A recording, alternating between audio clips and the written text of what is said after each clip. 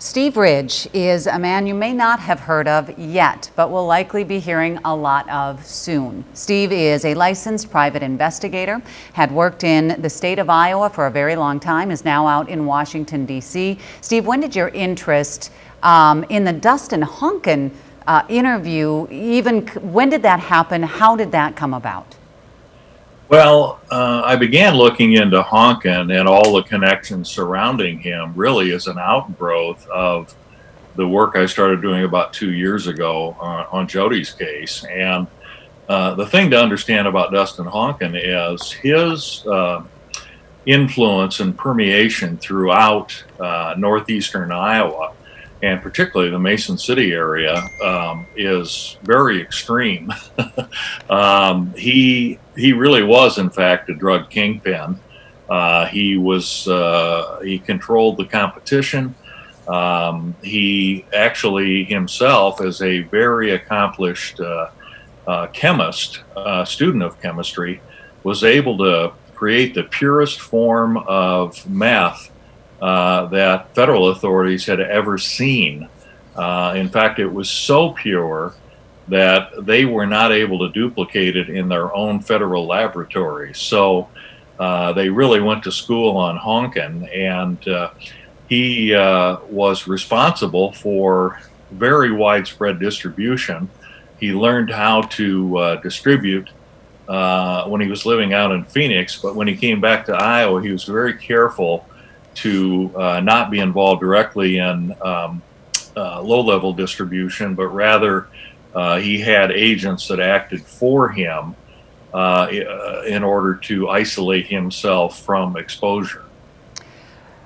When did you put in a request, and how has that been going as far as interviewing him? And do you believe that federal officials will give you access to interview him before he is set to be executed? Well, it remains to be seen. I actually contacted Honken a full year ago as part of this. At the same time, I reached out to Angela Johnson, who was his accomplice in not only the drug activities, but the murder of the 5 people. She was found guilty as well and was sentenced to death, but on a technicality was resentenced to life in prison without parole, whereas he remained on death row.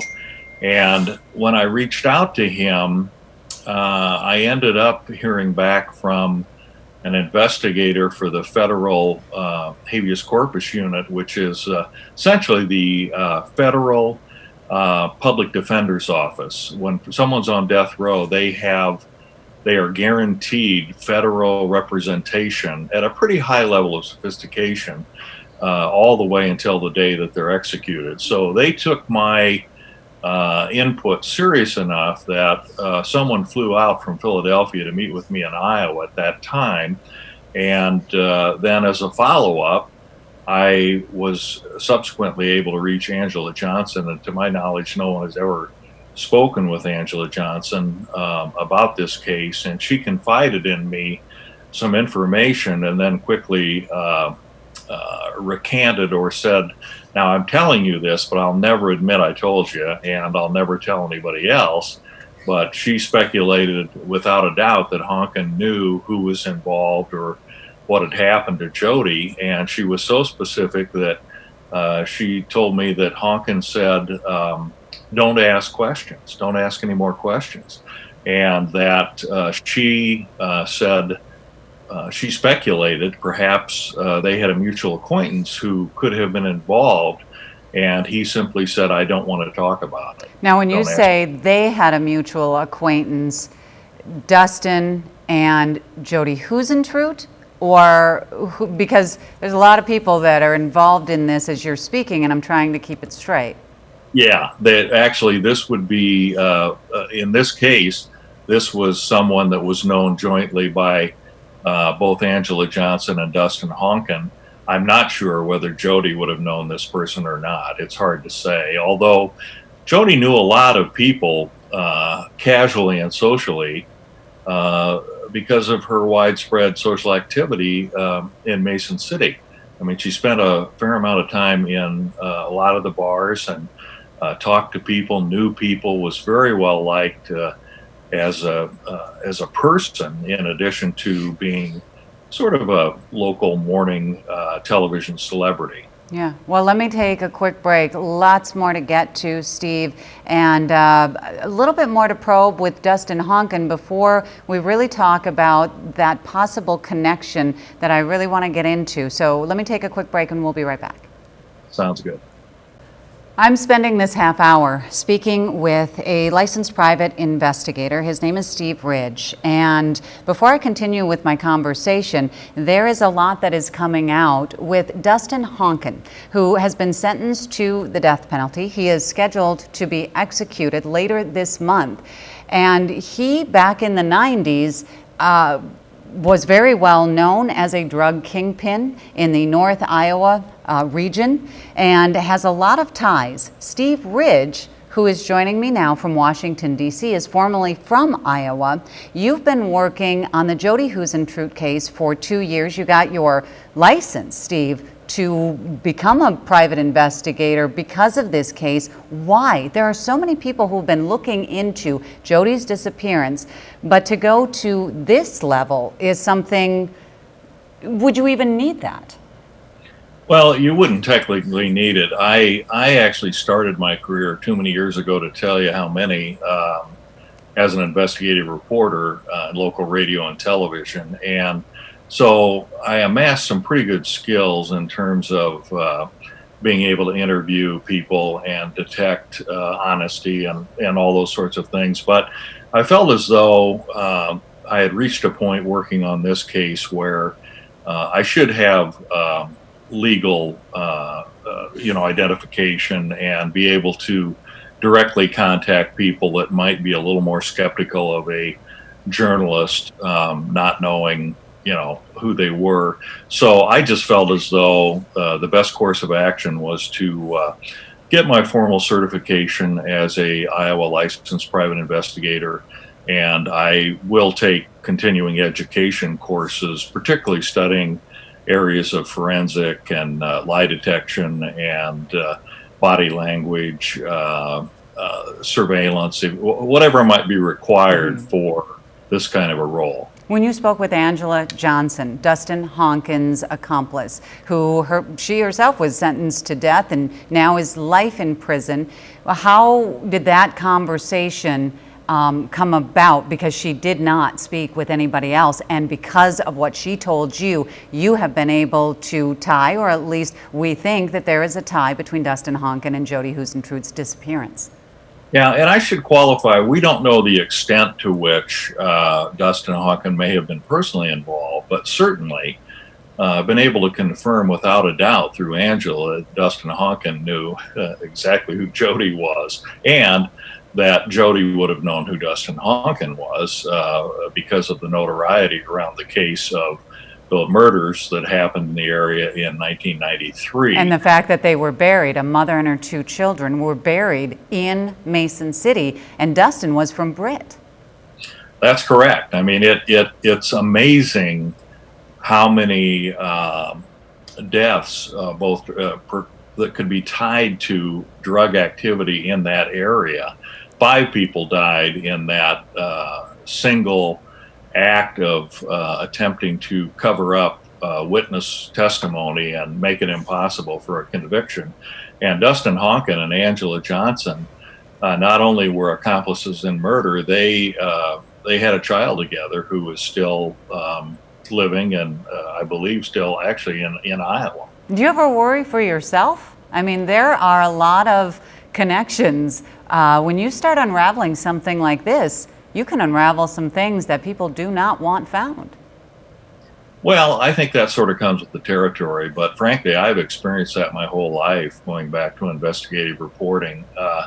Nobody was ever very happy to see me show up at their door if they had something to hide, going back many years, and it's just a given. But there are many other people who have worked on this case and uncovered things, and I'm certainly not in exclusive territory here. I have been fortunate enough. I mean, I got the exclusive interview with John Van Cise, who was considered a key person of interest after 24 years. He had never spoken to anybody. I was able to get in prison to see Tony Jackson, who was serving life without parole for 4 rapes in Minnesota in the later 90s, who was considered a person of interest. And Angela Johnson is really a wild card. I had no Did you just put in a request for her? Because I'm thinking she didn't reach out to you. No, I'll tell you how that works. You're really rolling the dice. I wrote directly to she and Dustin Hoken separately, and did not expect to hear back from either one of them. And of course, in the case of Honken, it prompted investigators to come see me. In the case of Angela Johnson, surprisingly, she called me. And we spoke on a couple of occasions, and also exchanged emails on other occasions about the case. And I frankly was stunned that she opened up and that she told me as specific information as she did regarding her possible hypothesis about who the suspect might be, and the fact that Honken said he simply didn't want to talk about it and asked her to stop asking questions. How can he ask her to stop asking questions when they are in separate prisons? Well, this came about when she was inquiring of him back when they were a long time ago. Yeah, right before they but this is her telling you strong recollection. Yes. And she has no reason to try to deceive me in any way. Or to tell you anything. So for her to tell you stuff really is a story in and of itself. Let me take another break, Steve. We'll come back, and I really want to be very careful of any speculation of this tie, but on information you have gathered, we're going to get more into that and how you have come to believe that there is a strong suspicion that there is a tie. Let me take a break. We'll be right back. Again, we're taking this half hour to speak with the licensed private investigator, Steve Ridge, who is in Washington, D.C., but who lived a very long time and was in Iowa, very close to the Jodi Huisentruit case, but really only started digging into this about 2 years ago. And then came a possible connection. Steve, the one question that I have as we've been talking about this, the connection between Dustin Hoken and Jodi's disappearance, is what made you think to send a request to Dustin and Angela Johnson, his accomplice? What gave you any indication? Because there are other murderers in North Iowa. We do report on them in the news. They're few and far between, but there's some out there. Why reach out to them? Well, I actually, I guess now have amassed a total. I've talked to 230 people to the extent of which I felt I should create a personal file on each of them. That's grown pretty substantially in the last 2 years. And in talking with probably more than a dozen of those people, they came to my attention because they were involved in drug activity. That's how pervasive and widespread drug activity, whether it was using or distributing or... But it kept going back to Dustin? And so all things drug related definitely connect to Dustin Hoken. Does that mean, because there were rumors, there was that speculation that Jodi had some kind of drug involvement, and a lot of people did not want to believe that. That still may not be the case though, right? I have no indication whatsoever that Jodi had any interest in drugs. So this could be somebody involved in drugs who knew Dustin, and Jodi could have been a target for something completely different. Absolutely. And it's very likely that she may have come into some knowledge about drug activity, or perhaps more importantly, it could have been perceived that she had come into knowledge, and that someone might feel like they had to cover their tracks, not realizing that Jodi Huisentruit was not an investigative reporter. She was a feature reporter and an anchor, although she did have, because her very close friend, Billy Pruin, was murdered just 3 months before Jodi went missing. She definitely was very, very upset and very suspicious and thought that his death was what she referred to as fishy. John Van Cise, you have spoken with him. For people who aren't super familiar with the case, explain who he is and what that conversation involved.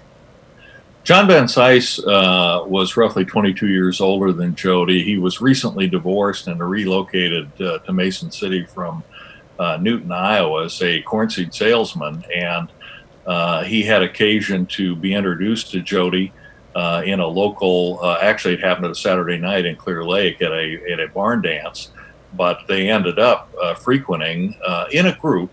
John did not spend a lot of individual time with Jodi. There were some exceptions to that, but the group hung out frequently, and John became very attached to Jodi, and Jodi definitely enjoyed his company. He owned a boat. She loved to water ski.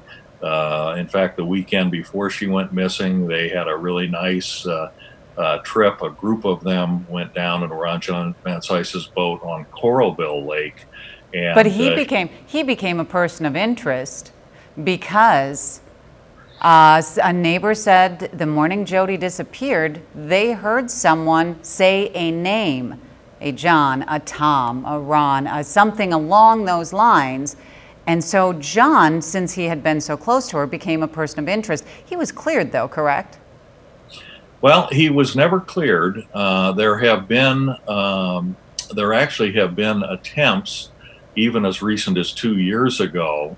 I revealed the fact that they secretly subpoenaed him to come back to Iowa 2 years ago to be re-fingerprinted, have his palm printed. I believe it was a DNA swab, maybe a blood sample. I can't recall for sure on that. And he and his wife actually drove back to Iowa very quietly in order to have that happen. Drove right down the street in Cedar Rapids, Iowa to have that happen. That was never public until I went out and saw John Van Cise. I made 4 trips to Phoenix, and finally I was able to develop enough of a relationship with he and his wife that I was trusted to tell his story, and I have done that. He has expressed his innocence.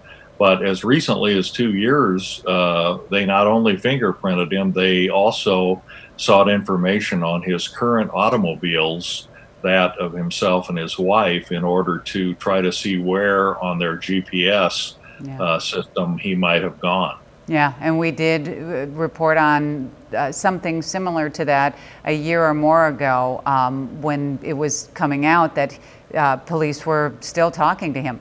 Let me take a break, and when we come back, I'm going to talk to you about how close we could be to possibly hearing what happened to Jodi. Let me take a break. We'll be right back.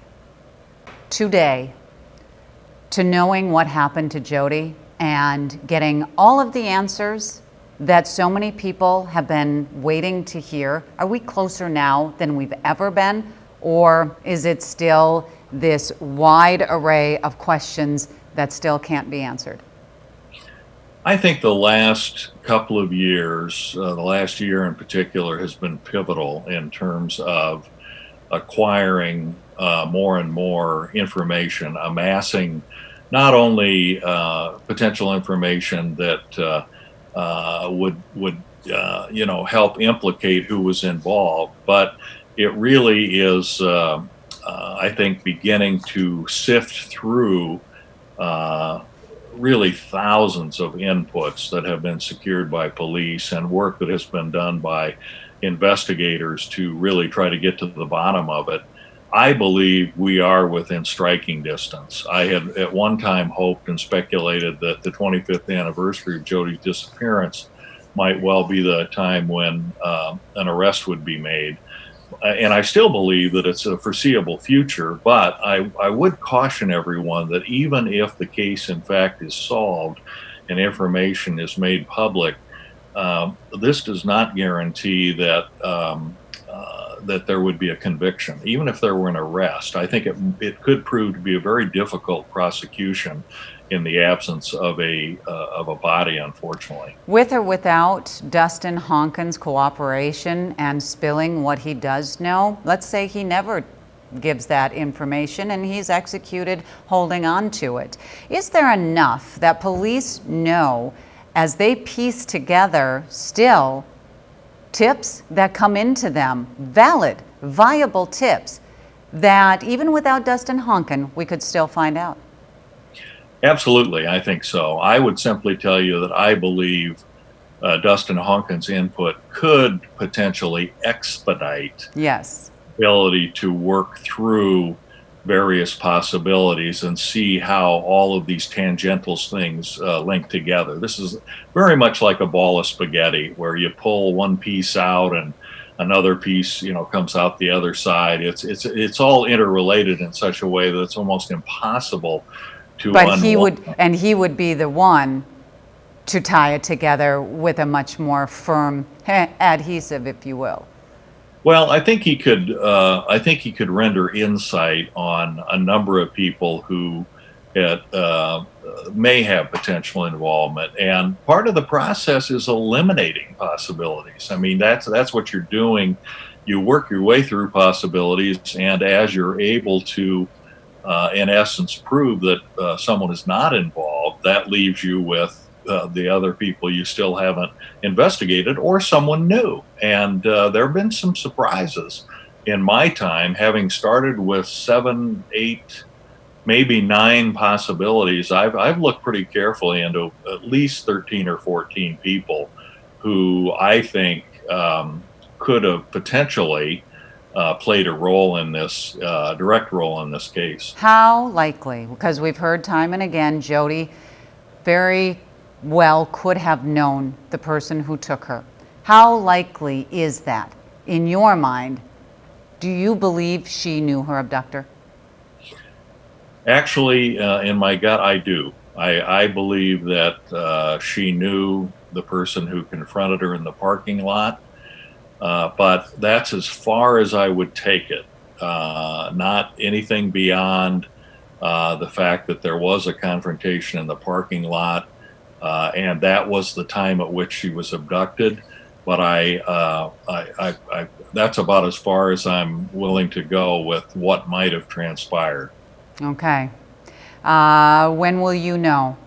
Because it's got to be soon, whether or not Dustin Honken's going to talk to you. Yeah, I don't know. You work multiple, multitasking is just part of the thing. I mean, I'm working probably 11 or 12 different angles at this time, and you sort of like the branches of a tree, you just continue to work your way out each branch to the as things unfold and blossom.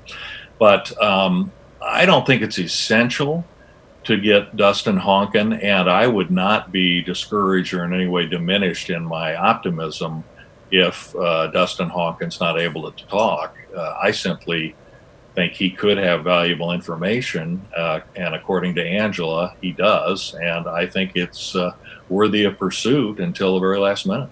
We shall see if he talks in order to spare his own life and not have to be executed. We'll see.